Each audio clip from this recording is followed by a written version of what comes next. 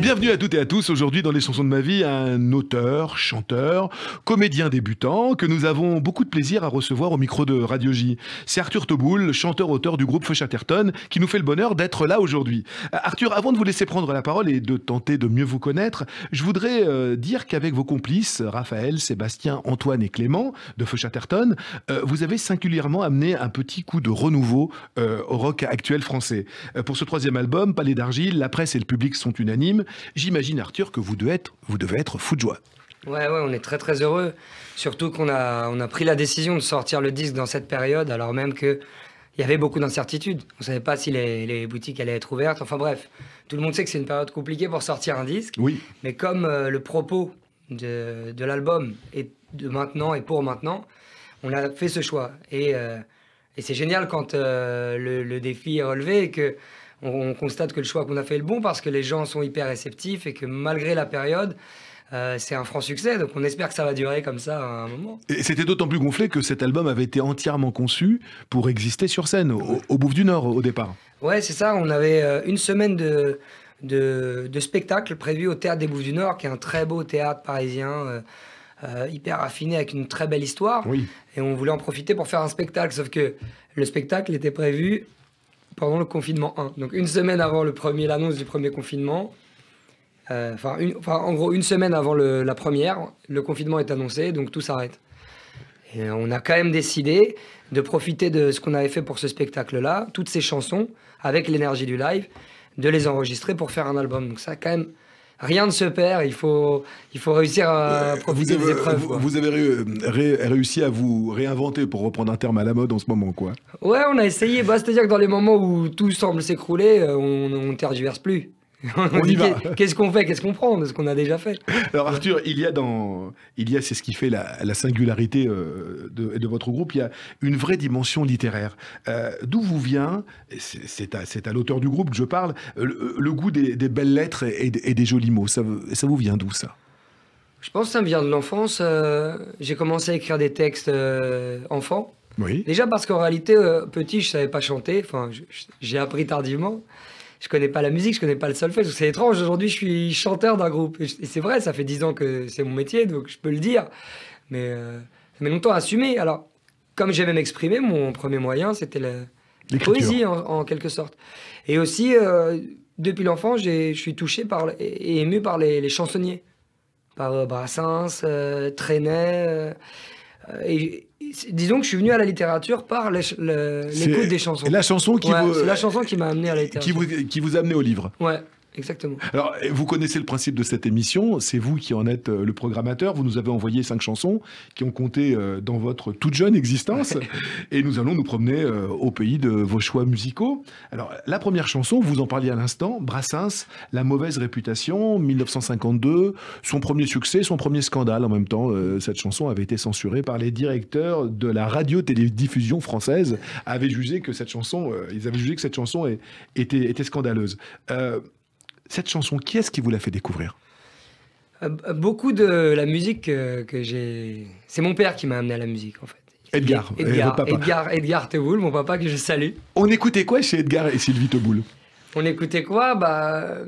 On écoutait beaucoup de musique dans la voiture et à la maison. En fait, mon père avait une collection de disques. Sur la route pour l'Espagne, c'est ça? Pour l'Espagne, on descendait en Espagne, donc il y a beaucoup d'heures de route, et on partait avec un petit classeur avec beaucoup de disques. Oui. Et à la maison, beaucoup de chansons françaises comme ça. Mon père est très très fan de Georges Brassens. Oui. Et il m'a transmis cette passion. Parce que vous parliez du contexte au moment de la sortie du disque, mais quand on est gamin, on ne sait pas tout ça. Bien sûr. Et on ne sait même pas que la chanson est scandaleuse. Il y a quelque chose chez les grands chansonniers, chez les grands artistes, qui touche à un endroit sensible de l'être humain.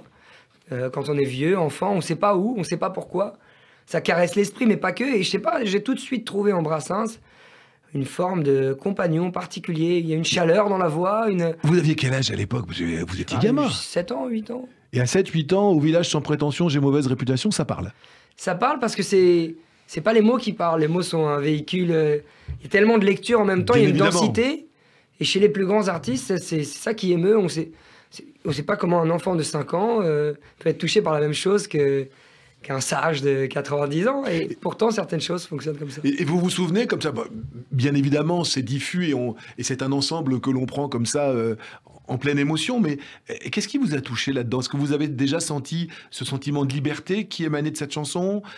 Cette envie de ne pas être conforme aux autres Je pense pas avoir été tout de suite sensible à cette subtilité de l'irrévérence, de la subversion. Mais ce qui me plaisait, c'était sentir quand même dans la manière de raconter une histoire. C'est une histoire. Je voyais cet homme-là déambuler, enfin l'homme de la chanson, de la mauvaise réputation, déambuler. Puis il y a des jeux de mots qui peuvent toucher les enfants. Par exemple, tout le monde me montre au doigt, sauf les manchots, ça va de soi. Enfant, c'est très drôle. Et il y a cette causticité, cet humour qui est universel. Et dans chaque fin de refrain, on s'aperçoit qu'il y a en fait que les infirmes, que l'infirmité, et qui fait qu'on ne le voue pas au feu de l'enfer. L'aveugle, le cul-de-jatte. C'est une chanson que j'ai écoutée des milliers de fois. Et aujourd'hui, là, vous me faites comprendre un sens qui est pourtant assez évident, mais que j'avais jamais saisi. Vous voyez que vous n'êtes pas venu pour rien. C'est que non seulement... Mais on dit ça en plus dans la tradition talmudique. Dire dans une blague, il y a une blague. Ça veut dire que l'autre partie, c'est une sagesse. Donc, dans toute blague, il y a quelque chose à trouver. Et moi, j'étais resté à l'aspect plus didactique de tout le monde me court après, sauf les cul-de-jatte, ça va de soi.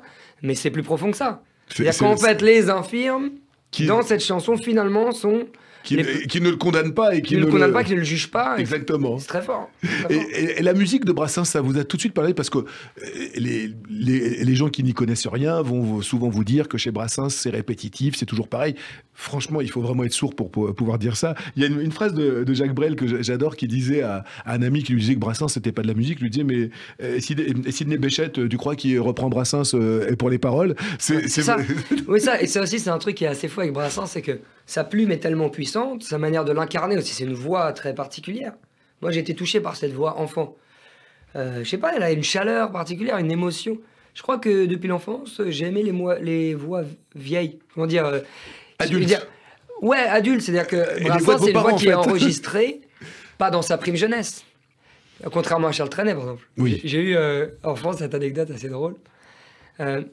J'écoutais Trenet dans la voiture. Oui. Mais quand on est enfant, la voix qu'on entend nous paraît être la voix d'aujourd'hui. Or, la voix de Trenet qu'on écoute, c'est une voix de jeunesse. Bien sûr. Et un jour, à la fenêtre de la voiture, je vois une grande affiche avec écrit au-dessus Charles Trenet. Je commençais à apprendre à lire. Et il y avait un monsieur d'un certain âge. 90 ans, je crois.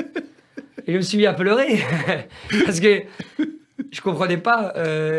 Ça pouvait être lui. Et c'est ce qui est beau aussi et magique dans les chansons, c'est qu'on immortalise un moment une voix à un moment donné. Bien sûr, à un temps T. Comme un parfum qu'on parvient à capturer, une jeunesse qu'on parvient à capturer. Alors j'aime bien que certains chansonniers ne soient pas la jeunesse qu'on ait capturée, mais un autre âge de la vie. Alors, cette mauvaise réputation, de la réputation à la notoriété, ce sont souvent des choses extrêmement liées. Vous, la notoriété, Arthur, depuis une dizaine d'années, vous la vivez comment ? Est-ce que vous avez eu une petite période de vertige, de grisement, ou absolument pas? Vous êtes toujours resté extrêmement... Je ne sais pas si je suis le mieux placé pour juger de cette situation. Après, j'ai l'impression d'avoir un rapport assez sain avec ça. Bon, déjà, je suis pas Madonna ou Michael Jackson. Pas encore. J'imagine qu'il y a des niveaux qui doivent avoir des conséquences concrètes énormes. Par exemple, bon, je dis ça, j'adore prendre le métro. Je prends le métro, c'est comme ça. On me reconnaît dans le métro, et je suis content. C'est une reconnaissance pour mon travail. Et ça reste gentil, c'est pas... C'est hyper sympa. D'accord. Mais après, peut-être que j'imagine qu'à certains niveaux, on se sent oppressé. Mais en même temps, faire attention, parce que c'est hypocrite. On fait ce métier aussi pour ça, pour cette reconnaissance du travail, de ce qu'on a fait. Quand on écrit une chanson, on a envie de cet échange, de cette rencontre avec le public. Quand on dit quelque chose, on a envie que ce soit entendu. Sinon, on ne le dit pas, on le garde dans sa tête. De le partager, bien sûr. Voilà, de le partager. Donc, je pense qu'il faut faire attention avec ce truc de... Peut-être que l'homme est pervers, alors il cherche quelque chose et ensuite il a peur de ce qu'il a voulu. Pour l'instant, ça ne sont que des avantages. Il n'y a pas eu d'inconvénients. Ça ne vous a pas empêché d'aller dans certains lieux, ça ne vous a pas empêché de fréquenter mais je pense que les plus grands risques ne sont pas là, c'est des risques d'orgueil surtout. Des risques, c'est pas des risques comme ça de s'empêcher de faire les choses dans la vie. C'est plutôt des risques de se gonfler au point d'en oublier les autres, d'avoir besoin de cette reconnaissance en permanence. C'est vrai que, par exemple, la scène, ça fait plus d'1 an et demi qu'on n'a pas fait de concert. Et vous êtes en manque de ça? Ouais. Déjà physiquement, ouais, c'est physique. Bien sûr. 100 concerts par an, on fait, d'habitude. C'est Il y a énorme. 3-4 par semaine. C'est un sport. À la suite, c'est un sport. C'est un sport. Et le corps en a besoin. Mais en plus de ça, jouer devant des milliers de personnes chaque soir dans cet échange, on donne beaucoup, on reçoit beaucoup. Ça manque, c'est ce qu'on reçoit. C'est énorme, ces applaudissements, les frissons partagés, tous ces regards portés sur vous. Donc il faut faire attention. J'ai l'impression que j'ai de la chance et d'avoir un rapport assez sain avec ça, parce que je suis très enraciné dans ma famille, mes amis, la chance d'avoir une éducation de vraies valeurs. je trouve très droite, et donc je profite de ça. Mais quand même, c'est vrai que je veille sur mon orgueil comme l'huile d'onction sur le feu. Vous vous souvenez de votre premier frisson sur scène? J'ai lu dans un hebdomadaire bien informé, c'était sous un drap, et à un moment, vous êtes sorti du drap pour pouvoir déclamer ce que vous aviez à déclamer. C'était à l'école, quoi? Une école expérimentale, ouais, ça? C'est une école publique expérimentale, ça s'appelle l'école Vitruve, oui. Dans le 20e arrondissement de Paris. Et donc j'ai eu la chance d'atterrir là par hasard, parce que c'était mon secteur. Une école autogérée, c'est ça? Plus ou moins autogérée, en tout cas, qui met l'enfant au centre dans sa responsabilité. Par exemple, pour gérer les problèmes, il y a des médiateurs dans chaque classe. S'il y a un problème dans la cour, avant d'aller s'adresser à l'autorité, on va voir les médiateurs qui sont des enfants de notre âge pour essayer de régler les choses. Mais ça donne, en fait, et ça aussi, je crois que ça a convergé avec l'éducation que m'ont donné mes parents, qui était une éducation fondée sur la confiance. Oui. Et il faut beaucoup de courage et d'optimisme pour éduquer ses enfants dans la confiance. Moi, maintenant, là, j'ai d'être père, je me dis, quelle force ils ont eu, parce que quand on est inquiet pour ses enfants, alors on a envie de leur dire, ne fais pas ci, ne fais pas ça. Mais l'inquiétude et la confiance, c'est pas forcément... C'est vrai, mais c'est plus confortable. Ça peut se vivre de façon totalement schizophrénique. Oui, d'ailleurs, c'est vrai, je salue ma mère à ce sujet. Je pense que votre maman... ouais, très inquiète, très... Non, et Arthur, en même temps... on va le dire pour nos auditeurs, il se trouve que par le plus grand des hasards, vos parents, je les ai connus quand j'étais en terminale. Quoi. Voilà. Donc en fait, Edgar, votre papa, était mon meilleur pote en terminale, et on s'est suivis sur les premières années de fac jusqu'au mariage de vos parents, où je les ai perdus de vue, et je vous ai retrouvés grâce à vous, et je les ai retrouvés grâce à vous. Je jouais à Avignon, vous jouiez à Avignon, et un soir, j'entends en sortant de scène un rire que j'aurais reconnu parmi, mais alors 1 million de rires, c'était le rire de votre maman, et je sors du théâtre où nous jouions, et ils étaient venus pour vous voir jouer. Le lendemain, vous étiez dans un café littéraire, je crois, vous jouiez à Avignon. C'était un spectacle musical, ouais, une sorte de lecture musicale. Effectivement, et donc voilà, juste pour dire qu'effectivement, quand on parle de vos parents, on va pas faire mystère de ça. Je les connais bien. Arthur, je reviens à votre choix et à Brassens. Je le disais, cette chanson a été censurée. Est-ce que ça vous chagrine aujourd'hui de voir qu'on ne peut plus rire de rien, cette espèce de politiquement correct qui a quand même pris vraiment la parole et le pouvoir? Est-ce que c'est quelque chose qui vous choque ou qui vous ennuie? Je suis pas sûr qu'un des proches pourrait s'exprimer aujourd'hui. Ouais, probablement pas. Ouais. En tout cas, disons que je vois pas la chose sous cet angle. Je me dis, voilà, la situation elle est comme elle est, ouais. Et avec ce matériau, il faut faire. Et donc, pour moi, une issue à un langage galvaudé par l'idéologie, quelle qu'elle soit, oui. C'est la poésie. C'est-à-dire qu'on peut toujours s'exprimer largement, pour peu que dans le propos, il y ait de la place. Je comprends. Pour l'autre. C'est-à-dire... Moi, je suis pas essayiste, philosophe, théoricien, homme politique. Je suis citoyen, musicien. Auteur. Et ma manière d'essayer de trouver une place dans ce discours, dans l'agora, quoi, oui. Dans la place publique, c'est par le biais de la poésie. Dans la cité, d'accord. Dans la cité. Mais je veux dire, ça date pas d'aujourd'hui, quoi. C'est un tempérament. C'est-à-dire que ça a toujours été ma manière de trouver une place dans la cité, par ce biais poétique qui est une manière, et c'est pour ça que j'aime tant Brassens, de jouer avec le code, quel qu'il soit, de jouer avec la règle, quelle qu'elle soit. Pour jouer avec la règle, il faut d'abord un peu de modestie, oui. Avant de la rejeter, pour pouvoir en jouer, il faut l'intégrer dans un premier temps.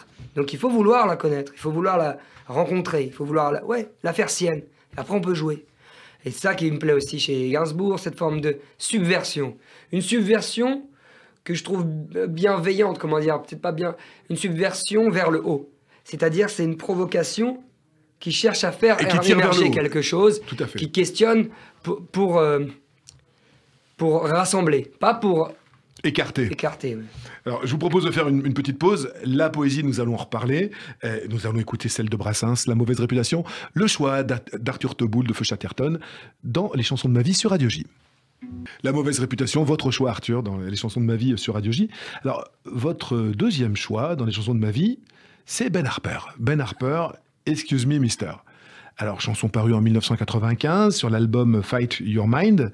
C'est le dernier album solo d'ailleurs, parce que je pense qu'ensuite il s'est toujours. Il en a fait un autre après, je crois. Un autre après. Diamond on the Inside. Et puis ensuite, il y a eu les Innocent Criminals qui sont arrivés avec lui. Enfin, il y a eu. Ah, c'est vrai qu'il jouait avec eux déjà. Il jouait avec eux déjà à ce moment-là. Alors, sur cet album-là, je crois pas. Je Ok, crois que c'est le dernier où il n'était pas là, si je me suis bien renseigné. Ouais. Alors, c'est un album de fusion entre folk, rock et reggae, et un reggae engagé là pour le coup avec cet Excuse Me, Mister.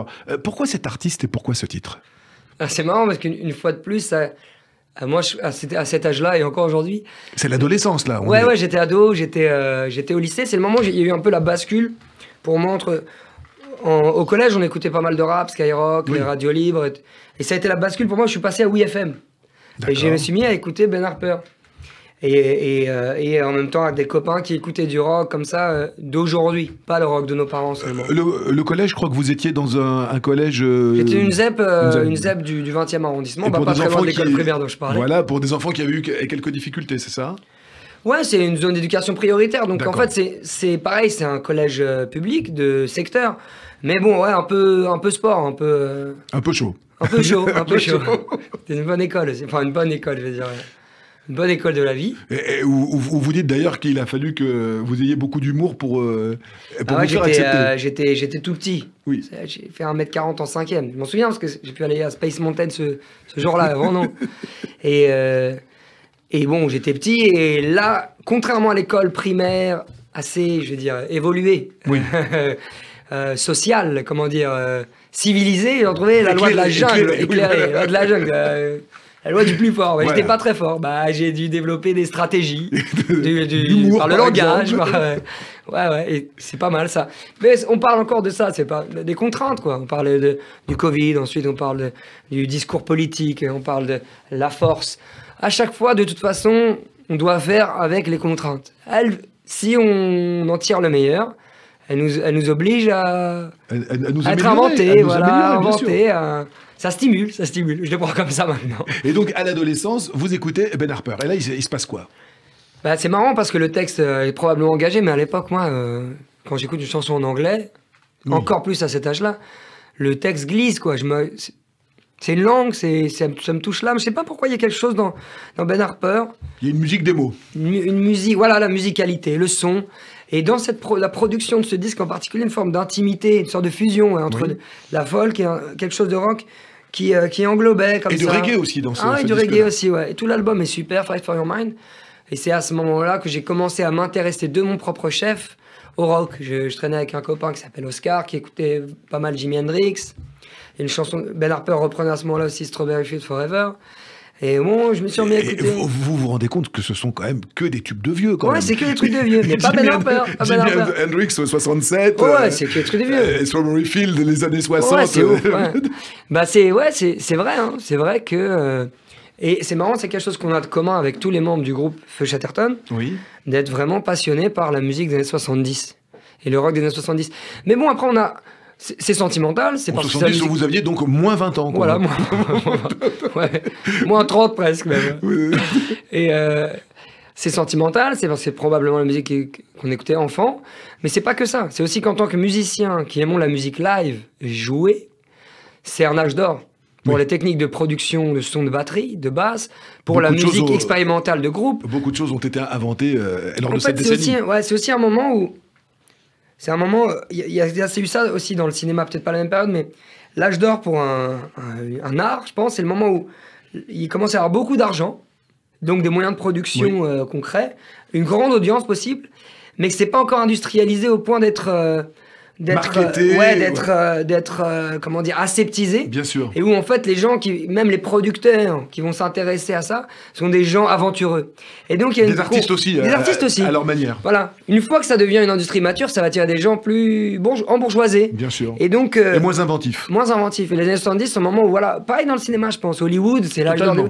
Parce qu'on arrive comme ça à un moment comme ça, une explosion des moyens, une explosion de production et des ambitions incroyables où des producteurs vont suivre des artistes dans leur délire. Bien sûr. Et en même temps, ça marche parce que c'est le baby boom, donc il y a une audience qui a le même âge. Bon, moi, je fais un peu d'histoire, de sociologie des arts. Bon, c'est un peu caricatural, mais c'est super intéressant. Je pense que c'est pas pour rien qu'on aime tant, nous, en tant que groupe. La musique de groupe, là, c'est rare aujourd'hui. Parce qu'aujourd'hui, on a un laptop, un ordinateur. Oui. On peut faire sa musique tout seul. C'est génial, en fait. C'est génial. Mais ça ne fait pas vivre cet échange. Effectivement. La musique improvisée, enregistrée en live, avec des expérimentations de format. C'est ce que vous avez su faire. C'est aussi une des grandes richesses de votre groupe. Mais ça, on en reparlera. C'est justement d'avoir su conserver ce lien entre vous 5 et de parvenir à 5 à faire quelque chose d'unique. De faire un objet singulier à 5. C'est rare. Bah, c'est ce qu'on cherche. C'est vraiment ce qui nous anime, quoi. Cette forme de relation amoureuse, on peut dire, artistique à 5. Depuis 10-15 ans, on s'est rencontrés au lycée. Avec Sébastien et Clément. Au lycée Louis le Grand, mais ça, on va y revenir dans quelques instants à votre rencontre et à tout ça. Moi, je voudrais juste revenir à ce Ben Harper, parce que moi, le titre, donc du coup, je l'ai vraiment écouté avec attention, sachant que c'était un de vos choix. Excuse me, Mister. Ce Mister, pour vous, c'est quoi? C'est un homme puissant? C'est Dieu? C'est qui ce Mister à qui il parle? C'est intéressant de ce point de vue. C'est intéressant parce que oui, c'est équivoque. On a l'impression que c'est une prière. On a l'impression que c'est une prière. Mais il y a cet aspect chez Ben Harper, un peu gospel. Totalement. Souvent, de la prière, de l'incantation.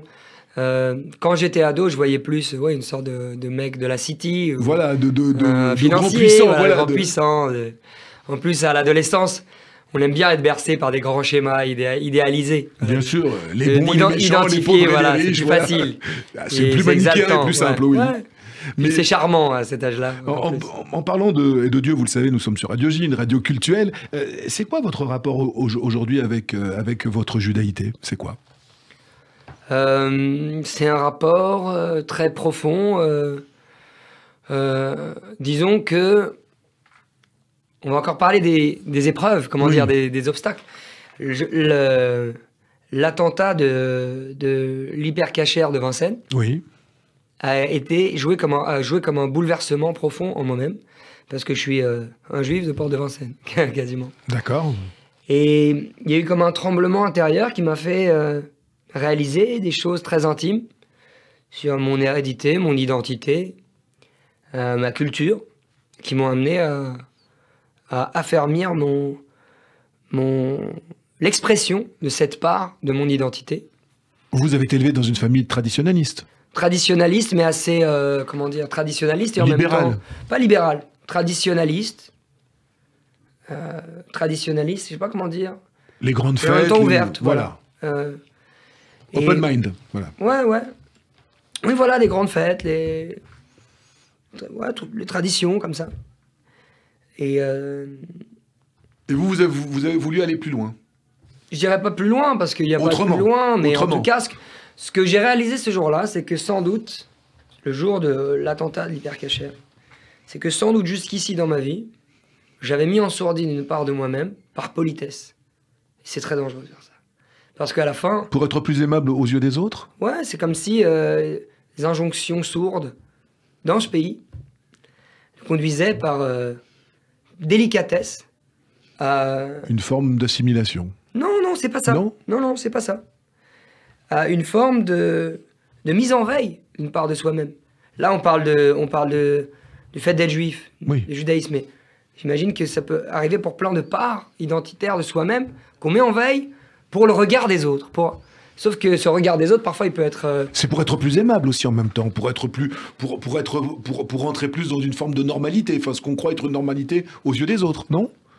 Je sais pas trop. En tout cas, j'ai listé ce jour-là tous les environnements que j'avais traversés dans ma vie, parce que voilà, on l'a dit, j'étais dans une école expérimentale du 20e arrondissement, ensuite une zone d'éducation prioritaire au collège, un lycée républicain d'élite, une prépa HEC. Et je me suis dit, c'est fou, j'ai traversé tous ces mondes.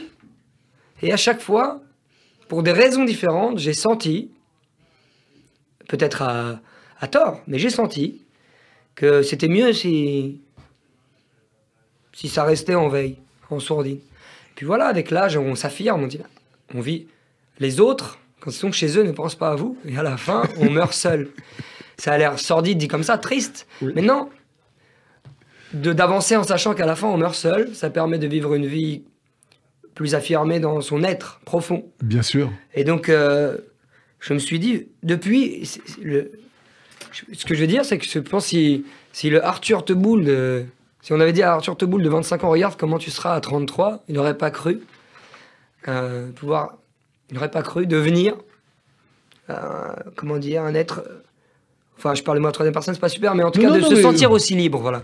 Je me sens libre d'être qui je veux. Cependant, je sens encore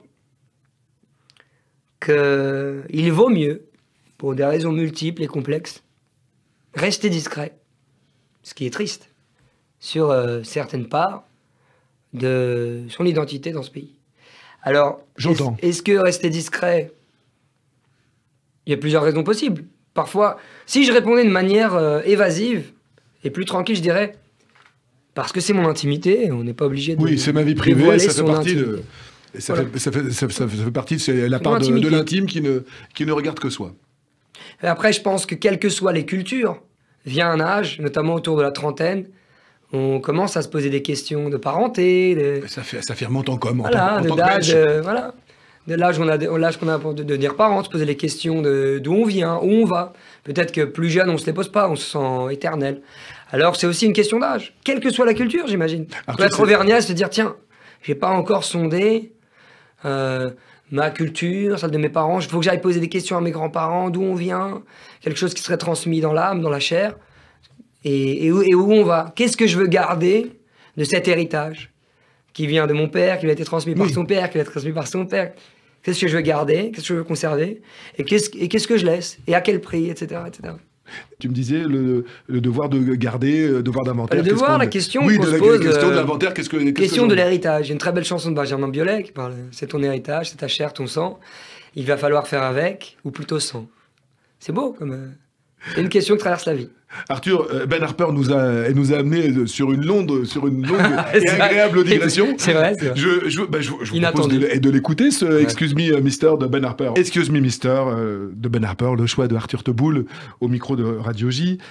Arthur, on va continuer notre promenade au pays de vos préférences. Et là, je vous remercie parce que j'ai découvert grâce à vous un groupe et une chanson que je ne connaissais pas. J'avoue, The Girls de Animal Collective, je ne connaissais pas. C'est un groupe plutôt expérimental, si j'ai bien compris. Et pourquoi ce choix ?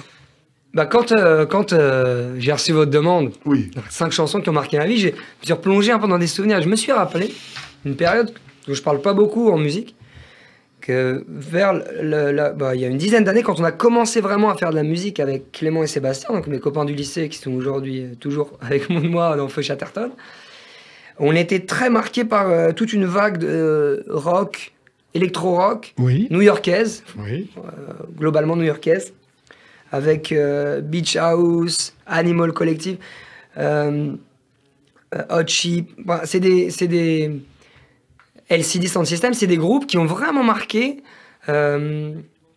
notre façon de faire de la musique, qui ont influencé notre manière de faire de la musique. C'est-à-dire que on oscille entre deux pôles. C'est un pôle vraiment chanson française. Là, c'est vraiment mes maîtres. Barbara, Brel, Ferré, Brassens. Et qui sont toujours des phares pour moi.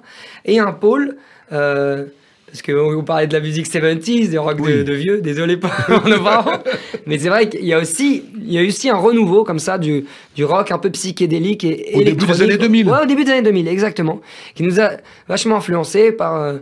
dans sa liberté de ton, de forme, et aussi dans cet alliage entre l'audace et les mélodies. C'est important pour les mélodies. Et ça m'amène aussi à parler du fait que ce qui est beau dans un groupe, c'est de réunir des gens qui n'ont pas le même parcours, pas le même ADN, pas le même héritage.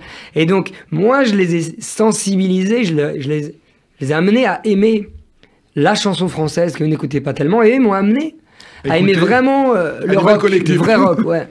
Mais alors, justement, expliquez-moi. Donc, le trio fondateur, vous êtes rencontrés à Louis-le-Grand, un lycée d'élite.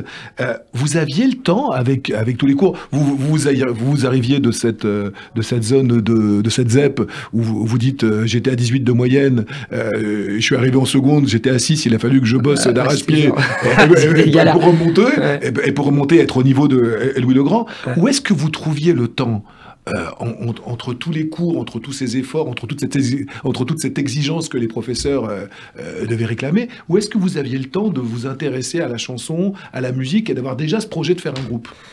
Alors, il faut savoir que mes copains étaient bien plus, ils avaient beaucoup plus de facilité que moi, donc ils avaient du temps. Oh, je crois que vous non, ils étaient balèzes, ils étaient très balèzes. Sébastien Clément était hyper balèze. Moi, j'ai mis du temps parce que j'avais des lacunes, donc en seconde, j'ai eu aucun temps. D'ailleurs, petite anecdote, parce qu'on parlait de Ben Harper, il y a un moment comme ça, un crève-cœur, un jour, j'avais une place pour aller au showcase un mercredi après-midi pour voir Ben Harper, un petit showcase à la Fnac, et j'ai dû le donner à un ami pour réviser. Bon, c'est des choses qui dans la vie sont normales, mais à 15 ans, ça fait mal, ça pique. C'est dur, on est seul. C'était un bel apprentissage de cette responsabilité, une fois de plus. T'es tout seul, t'es à 6 de moyenne, et il n'y a que toi qui peux t'aider. Enfin, non, heureusement, mes parents avaient les moyens et l'envie de me donner des cours particuliers aussi, j'en ai besoin. Ils vous ont soutenu, j'imagine. Ouais. Et après, moi, j'ai donné des cours particuliers moi-même plus tard pour. La boucle est bouclée. Ouais, j'aime bien ce genre de truc où voilà, on a besoin d'être aidé. Et ça veut pas dire qu'on n'aidera pas soi-même plus tard. Et on apprend. Le sens de la vie, tout simplement. Ouais, le sens de la vie. Et donc, j'avais pas beaucoup de temps, en effet. Mais je sais pas, les années de lycée sont à la fois des années. On est très penché pour ma part sur les études, mais ça allait assez ensemble. J'ai des profs de français qui m'ont vraiment éveillé à la lecture, qui m'ont donné envie de creuser ça, et donc en parallèle, ça me donne envie d'écrire des textes. Mais notre groupe, on l'a fondé plus tard, parce qu'on n'avait pas de temps ces années-là. Là, c'était bachotage. Ouais, c'est juste en cours, quand on s'ennuyait, je chuchotais des textes à l'oreille de Sébastien, qui était dans la même classe que moi. Eux avaient un groupe de rock, en anglais. Oui. Et à force de chuchoter, au bout d'un moment, ils ont trouvé ça bien. C'est le principe de la radio. On répète le même titre. Et les gens aiment. Alors, je matraquais. Et ouais, c'est super tes textes. Là. Et donc, un jour, à la fin du lycée, on a fait des prépas. Pendant les prépas, on ne s'est pas vu parce que c'est encore plus intense au niveau des études. Mais vous avez intégré une prépa HEC. J'ai fait une prépa HEC et ensuite j'ai fait une école de commerce. Ouais. C'est ça. Et Subdeco Paris ensuite. Ouais, Subdeco Paris, ouais. J'étais pas destiné à être chanteur alors. Et pour la petite histoire, mais arrêtez-moi si j'ai une bêtise ou si j'ai été bien renseigné, je crois que vous étiez aussi admis à Normal Sup. Ouais, j'étais admis à Normal Sup à Cachan, c'était Echo. On voit Echo. Et mes indices qui sont pas trop mauvais. Ouais, c'est fort. Les parents, hein. Ouais. Et à quel moment vous vous êtes dit, et durant ces études, et vous écriviez, vous chuchotiez vos textes à l'oreille de votre ami Sébastien, à quel moment vous vous êtes dit, écrire, chanter, ça va être ma vie? Est-ce qu'il y a eu une prise de conscience un jour comme ça, un événement, un détonateur dans votre vie qui a fait que vous vous êtes dit, ce sera ça? Il n'y a pas eu un détonateur, mais il y a eu un serment, il y a eu un moment solennel. Ouais. Mais au début, non, parce que j'ai des kystes aux cordes vocales. Quand je chantais sous la douche, on me disait de me taire. Je connais rien à la musique au solfège. Je veux dire, même quand on a des rêves, on essaye de les... Mais vous aviez l'envie, ce qui était quand même... C'est vrai, oui, mais ce qui est quand même moteur, quand même. Ouais, mais de réaliser qu'on a l'envie, d'assumer ses rêves. Par exemple, j'ai fait une école de commerce, et je disais, je vais monter un label de musique. C'est pipeau, c'est qu'en fait, moi, je voulais être sur la scène, mais dans la vie, souvent, on essaie de s'arranger comme ça. Bien sûr. Et en fait... On se raconte des bêtises, parfois. Voilà, prendre le temps d'assumer ses rêves, ça a mis longtemps de réaliser qu'en fait, depuis l'enfance, c'est ce que j'avais toujours voulu faire. Et ce serment, il a eu lieu quand, alors? En fait, après la prépa, on a monté un groupe avec Sébastien et Clément, et Antoine et Raphaël nous ont rejoints ensuite. Plus tard. On a commencé à faire de la musique, et on faisait ça après les cours, le dimanche. Et en fait, on a envie de faire ça tout le temps. Au début, c'est juste une activité, je sais pas, comme le sport, le foot. Un hobby, Un hobby. Et on prenait tellement de plaisir. Et comme nous, on est des travailleurs, on est des bosseurs, on a été éduqués avec la prépa, le machin. À bosser. Quand on aime un truc, on le fait avec sérieux. Et on trouve beaucoup de plaisir dans le sérieux. Et ce qui n'est pas le cas de tout le monde. C'est-à-dire que pour faire une chanson, si on s'arrête au premier obstacle, au moment où ça devient chiant, parce qu'il y en a, on ne va pas au bout. Je crois que c'est ça la différence un peu entre le plaisir du dimanche et un moment de prendre les choses au sérieux. Pas avec sérieux, au sérieux. La première reconnaissance professionnelle que vous ayez eue, c'était quand? C'est un directeur artistique qui est venu vous voir sur scène? C'est un coup de fil? Ça va répondre aussi à la question précédente, c'est qu'en fait, on a commencé à jouer dans les bars à Paris, on jouait dans les bars, plein de bars, il y a un copain, tout en étant étudiant en parallèle. Étudiant en parallèle, moi je donnais des cours particuliers pour gagner ma vie, l'argent de pour poche, le loyer. C'était sympa les années d'études parce que contrairement au lycée à la prépa, on a beaucoup de temps et tout le monde laisse tranquille parce on était tous dans les bonnes écoles, donc c'était un bon alibi. Et on a fait beaucoup de musique et de fil en aiguille, dans un bar, on rencontre un ingé son qui dit j'aimerais bien vous suivre, un copain qui dit je vais vous financer un clip, il tourne notre clip, et voilà, on a eu un premier clip, et après ce premier clip on reçoit un coup de fil, bonjour, je suis directeur artistique chez Sony, enfin à l'époque j'étais chez EMI, enfin une major quoi. Là pour nous c'est le Graal, parce que à cet âge là le plus difficile quand on veut concrétiser son rêve, faut que ça devienne un métier, c'est d'attendre un signe, bien sûr, une main tendue de la profession. Et à partir de ce moment là, on était vers la fin de nos études, et c'est là on arrive, on est place de l'Odéon, avec Sébastien et Clément, et on s'est dit, les gars, on se le dit ou pas? On y va. À la fin de notre année d'études, on se lance?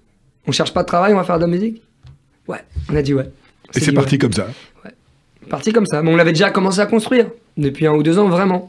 Et une fois qu'on se fait des serments, on arrive à faire des choses. C'est-à-dire, quand on se dit, on doit le faire, on n'a plus le choix, parce qu'en sachant ça, il nous restait 6 mois d'études, mais dans ces 6 mois, on a construit énormément de choses déjà, pour la suite. Nous a permis, une fois nos études finies, et c'est des mois un peu de doute, de suspens, quand tout le monde commence à travailler socialement, en plus, c'est bizarre. Bien sûr. On a fait de longues études, et on n'avait rien. C'est-à-dire, tu fais quoi? Je suis musicien, je peux écouter? Ben non, pas encore. T'as qu'une envie, c'est d'exister à part ton travail. Et bon, ces quelques mois, par chance, ont été courts, parce qu'on avait déjà mis en place des choses qui nous ont permis assez vite de jouer, d'être repéré, d'avoir un label, et de donner vie à votre serment. Ouais, assez vite. Ouais. Alors eux, je ne sais pas s'ils se sont fait ce serment-là, mais ils se sont connus aussi au lycée. C'était votre choix, Animal Collective, The Girls. Le choix d'Arthur Teboul dans les chansons de ma vie. Arthur, une petite question comme ça. Vous êtes un groupe, vous avancez à 5, vous êtes fait un serment. Ce serment, 10 ans et 10 ans après, vous incarnez vraiment le renouveau du rock en France. Vous avez un accord selon lequel vous vous laissez la liberté à chacun d'avoir des carrières solo ou des activités solo? Ouais, je pense que c'est même pas un accord. Je pense que c'est le principe de base du plaisir d'être ensemble. C'est comme dans un couple. Exact. Notre relation, elle fonctionne exactement. Je dirais pas la liberté, mais en tout cas, si vous êtes en groupe, vous vous dites de toute façon l'autre est obligé d'être là avec moi. Vous faites plus d'efforts pour bien sûr, pour vous surprendre, pour vous séduire, bien sûr, pour vous séduire. C'est pareil. On a traversé des crises vraiment particulières après la première tournée parce que la promiscuité, la fatigue. Quand on fait 100 concerts par an, à l'époque on tourne en van, on passe des 24 heures sur 24 ensemble, les conditions étaient pas optimum, bien sûr. Fatiguer, le trac, les enjeux, découvrir un métier, on était sur la brèche. Oui. Mais ce qui fait qu'on s'est surpassé, qu'on a eu vraiment l'envie de comprendre l'autre au point de faire des efforts, c'est qu'on savait que sur scène, que ce qu'on fait ensemble, c'est plus beau que ce qu'on ferait seul. Mais ça, c'est une vérité qui est fragile. Ce que je veux dire par là, c'est que si demain, il y en a un qui se lève du groupe et dit « Les gars, franchement, je me reconnais plus dans ce qu'on fait, j'ai besoin d'autre chose, faire autre chose. » Ce sera tragique, mais on peut, comment dire, c'est une possibilité de la vie. Ça peut s'entendre. Ça peut s'entendre. Donc, gardant ça à l'esprit, je vais prendre une métaphore très simple. Les oiseaux sur une branche. Oui. Chaque jour, un oiseau qui revient sur la branche avec l'autre. Ben, on se réjouit du fait qu'il soit sur cette branche. Et rien ne l'oblige à Rien n'oblige, mais c'est parce que rien ne l'oblige que c'est beau qu'il soit là. S'il est obligé d'être là, mais il n'y a même pas de plaisir bien sûr. À être ensemble. Et de joie à être ensemble. Donc non. On a la chance de vouloir que ça dure encore parce qu'on sent tous les 5 qu'on a encore beaucoup de choses à explorer tous ensemble. Et à proposer. Mais ça ne nous empêche pas d'explorer à droite, à gauche, ailleurs. Mais c'est parce qu'on sait que tout ça est un miracle qu'on en profite autant. Et qu'on a envie de se séduire. C'est vraiment comme en amour, je pense, dans un couple. Quoi. Alors Arthur, on va continuer notre promenade au pays de vos Madeleines de Proust. Et on arrive, alors encore une fois, une année où vous aviez donc là moins 25 ans, 1971, un petit peu Est-ce que moins. j'existais quelque part? Un projet amoureux peut-être. 1971, un album de Serge Gainsbourg, un des rares albums qu'il ait co-composé avec Jean-Claude Vannier, dont il n'est pas seul et compositeur, c'est Mélodie Nelson. Ouais. Et c'est votre choix, c'est Mélodie dis, c'est donc cette chanson. L'ouverture. L'ouverture de ces 7 chansons. Il y a le chiffre 7 qui tourne entièrement. Il y a 7 chansons. Dans une des chansons, elle dit que c'est son chiffre porte-malheur. Enfin, c'est marrant, j'avais jamais constaté ça. Le 7 était totalement présent dans cet album. Quand on parle de Gainsbourg, on ne peut pas ne pas parler de poésie. Et il y a une de vos déclarations mais qui m'a beaucoup touché. Et vous avez dit la poésie, c'est ce qui me donne envie de me lever le matin. Oui, en fait, dans ce sens où quand on peut se sentir démuni dans ce monde, oui. Comment agir, surtout dans une société liquide, insaisissable, où tout nous échappe et tout va très vite. C'est juste que c'est mon outil, donc j'ai l'impression que mes frustrations, mes colères, mes engagements oui. peuvent se concrétiser dans quelque chose qui va avoir une influence même minime sur mon monde, dans la vie. C'est votre façon à vous d'agir, quoi. Voilà, exactement. Ouais, ça pourrait se résumer à ça. C'est que si on me couchait le soir en pensant que, en étant que dans le constat des choses qui vont mal, et que je me disais pas que j'agis d'une certaine manière pour proposer ma lumière. Enfin, et votre solution. Ouais, mais quand je dis ma lumière, c'est pas présomptueux, c'est de dire dans la vie, il faut s'efforcer de tirer le meilleur de soi-même. Voilà. C'est votre contribution, tout simplement. Oui, mais même aussi pour moi-même, c'est une discipline. C'est une discipline et une rigueur qui me fait espérer le meilleur de moi-même, ce qui m'aide à bâtir une architecture en moi-même, combinée à d'autres principes, mais qui me permet cet espoir, voilà, c'est mon outil. Gainsbourg, c'est un phare pour vous, c'est un maître, c'est un repère, c'est quoi? Ouais, tout à la fois, un phare, un maître, un repère, aussi parce que je l'ai découvert à l'adolescence, et c'est un âge où peut-être, quand on devient fan d'un artiste, alors il reste très puissamment ancré en soi, c'est un âge où peut-être on se construit vraiment son identité, sa liberté. Et il y a quelque chose de magique, donc difficile à expliquer dans les rencontres qu'on fait avec les artistes morts en plus. Mais il y a quelque chose qui est commun à Brassens, c'est certains artistes vous touchent au point que vous avez l'impression qu'ils sont de votre famille. Et qu'ils vous parlent à vous. Qu'ils vous parlent à vous. Qu'il y a une intimité qui se crée à travers, au-delà des âges, au-delà des temps, puisqu'il est mort. C'est incroyable comme de pouvoir... C'est-à-dire que dans certaines chansons de Gainsbourg, beaucoup sont à double sens, à multiples sens, pleines de malice. À chaque fois que j'avais l'impression de décoder quelque chose... Son image. Et lui aussi était... Complexe, mystérieuse, énigmatique, et avec beaucoup de jeu. Le jeu et la malice sont importants pour moi en chanson. Ce qui est commun à Brassens et Gainsbourg. Je ne crois pas qu'il y ait tant de choses communes aux deux. Mais cette malice, c'est-à-dire cette envie de jouer avec l'auditeur. Et donc de truffer la chanson de plein de sens cachés. Et adolescent, j'adorais ça. Sentir que j'arrivais à débusquer tous les sens cachés. Et à chaque fois que j'en trouvais un, cette image étrange de sentir que... voir un sourire du chansonnier. C'est ça. Comme ça, à chaque fois que je découvrais un sens caché dans une chanson, j'imaginais Gainsbourg sourire, ou Brassens sourire. Me sourire, c'est bizarre. Et en vous disant, t'as bien compris. T'as compris quelque chose. Et cette fraternité, cette confraternité, moi, alors même qu'elle est très fantasmée, elle n'est pas que fantasmée. C'est comme quand on lit un bouquin, on frissonne quand on reconnaît en l'autre quelque chose qu'on aurait vécu. Bien sûr. Donc c'est une reconnaissance de notre humanité partagée. Un miroir. Un miroir. Et ces moments-là chassent toute la misanthropie possible, de dire, waouh, quel que soit, je veux dire, on peut être touché de cette manière par un vieux, un jeune, une femme, quelqu'un d'une autre couleur. Et ça qui est beau, c'est plutôt que de chercher ce qui nous sépare, exalter ce qui nous différencie. Retrouvons ce qu'on a de plus commun. Et il y a tant de choses communes dans les êtres humains. Et l'art, je trouve, pour ma part, elle me rappelle ça. L'art me rappelle ça à chaque fois.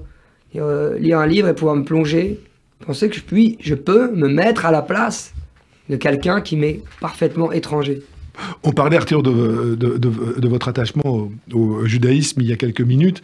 Moi, il y a quelque chose qui m'a profondément touché chez Gainsbourg. Lui qui avait l'air comme ça d'être un aquaboniste, comme il se définissait. Un jour, à ce micro, à Radio J, on lui demandait s'il savait ce qu'était To Be Jvat. Il avait répondu To Be or not to be Jvat, telle est la question. On avait l'impression qu'il n'en avait rien à faire. Il est plus subtil que ça. Sa provocation, souvent, est de la pudeur. C'est quand même lui qui a écrit quand même le manifeste le plus premier degré. Ouais, c'est vrai. Et pour Israël, Ouais. qui est le sable et le soldat, cette chanson qu'il écrit pendant la guerre des 6 jours et qui part et qui devient aujourd'hui un hymne à Kol Israël sur la radio israélienne. Ça vous touche, cette espèce de pudeur qu'il avait de ne jamais parler des choses extrêmement intimes et finalement il était chargé de ça. Il l'a fait aussi. Il y a une chanson qui s'appelle Juif et Dieu. Oui, qui est magnifique. Qui est très belle et très drôle. Je pense que plus Gainsbourg est sarcastique, plus en fait, c'est là qu'il est honnête. C'est-à-dire, en fait, le sarcasme et l'ironie. Et c'est sa fragilité. Et c'est sa fragilité. Si on veut chercher sa vraie intimité, enfin, je le connais pas, j'ai jamais connu. Son véritable être, oui. Voilà, si on veut vraiment chercher là où il met ce qu'il y a de plus profond en lui, la boussole, ça peut être la provocation, parce qu'en fait, c'est une forme de pudeur pour essayer d'échapper, à ne pas être saisi, la peur d'être saisi, d'être attrapé. Et donc, Juif et Dieu, c'est une chanson. Il parle des fondateurs du communisme. Et il les cite par leur nom, leur vrai nom, oui, des noms juifs, Kamenev, tout ça. Et il fait des blagues comme ça, quoi. Et souvent des blagues, même quand il parle il y a une très belle chanson. Rock Around as a Bunker, c'est pas mal non plus en termes de provoque aussi. Là, et à chaque fois, ça cache quelque chose. Moi, j'aime quand les choses cachent quelque chose. On veut tout élucider. C'est beau, on dit tiens, ça cache quelque chose. Ça donne envie de jouer au détective, ça donne envie aussi de... Le mystère, c'est le mystère et... Le mystère ça fait partie de la beau, vie. Ouais, c'est beau. Quand un enfant qui voit un tour de magie, il sent vibrer en lui deux choses.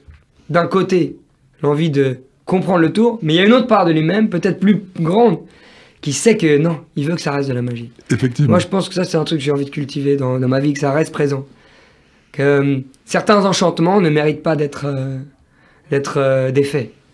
La magie de Gainsbourg, on l'écoute tout de suite.